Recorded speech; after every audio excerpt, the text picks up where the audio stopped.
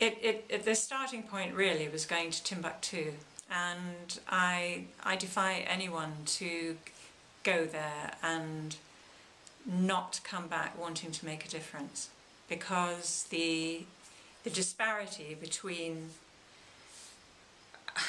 how people are operating right on the edge of survival in a place like Timbuktu compared with what happens for anybody living in the West is so apparent when you go, and it is down to a question of resources, because these are just lovely people who are very family orientated, very skilled in the way they go about their business, hold meetings, make decisions.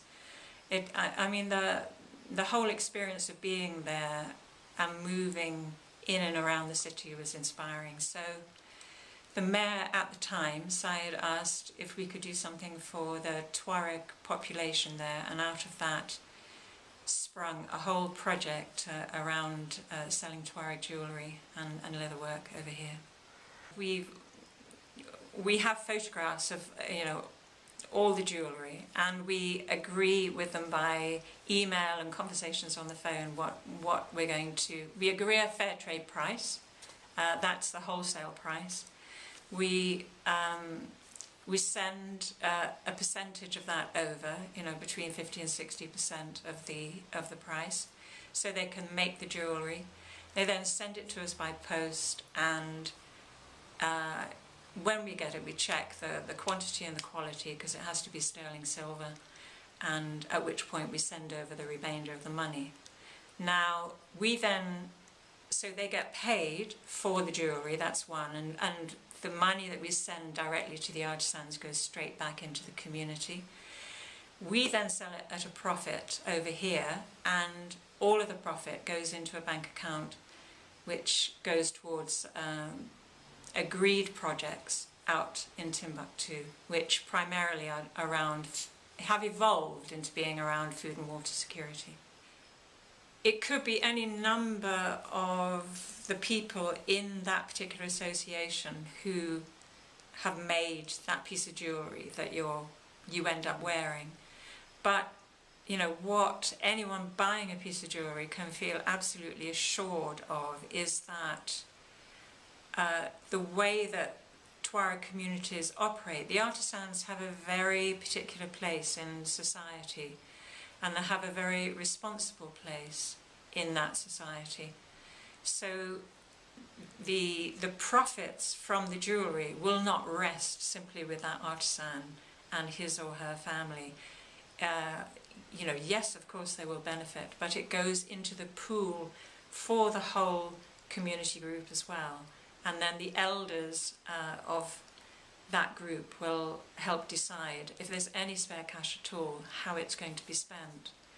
And so it goes into a collective which is helping these societies to survive. And how well are those projects doing under current conditions? Well, yeah, that's a very good question, because the jewellery we've been able to keep going to some extent.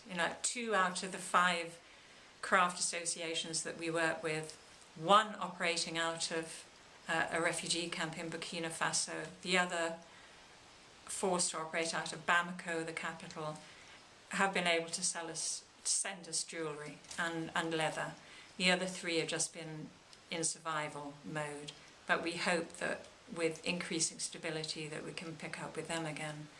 On the food and water security front, everything's been on hold, and I'll be very interested to talk with El Mehdi and with the friends that we have out there once they're able to go back, because they're starting now to go back to the region to pick up where we left off, see where we are, and start working again.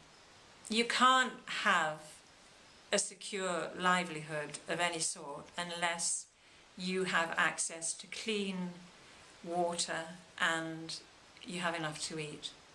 And that's the bottom line, really. So these people that live in isolated Tuareg communities often have to walk a long way to get water from the river which isn't clean, and then they bring it back, and by necessity that goes towards you know, the very primary needs of eating and washing and so on. But with a borehole or with a well, you have enough water to be able to grow vegetables and crops. And what we discovered, that actually we thought when we first did that, that, well, that's fantastic because it will really help diversify their very limited diet. But what we actually found was that the majority of the crops that they were growing, they would take to market to sell. And that meant they had some disposable income, because the first target for many of those communities was to build back up their very small herds of goats, which are really crucial to a kind of Tuareg community. I mean, we talk about the food and water security, and of course when we're setting it up with our friends out there, you know, it's all by email or telephone calls, and has the fence gone up yet, and have you sown the seeds yet, and yes, and it's all progressing. But it's transformatory to go, no it isn't, it's transforming, to go out there and visit Toga and see this enclosure and see a piece of desert, scrubland, transformed into an area which has got potatoes in and carrots and lettuces that people are growing, and so proud and so appreciative of the help that they've had to do that. I mean, these are people who are dirt poor by our standards, and they lined up in their, they looked immaculate, they looked magnificent, and they were smiling and dancing and shaking our hands and wanting really to celebrate both what we had together, the relationship, and what that relationship had produced, which is this extraordinary flowering in the desert. It sounds very kind of like cliche, but that is exactly what had happened. It is very emotional, and to you know, to be on the receiving end of phone calls in this last year when they were under the yoke of the insurgency, and it was, I can't describe to you how upsetting it was to feel so powerless in the face of their suffering. And now, inshallah, as they would say, you know, security will come again to the region, and they can settle again, and they can get back to work and look after their kids and their families, and you know, life can be different for them. But how would you not want to support that?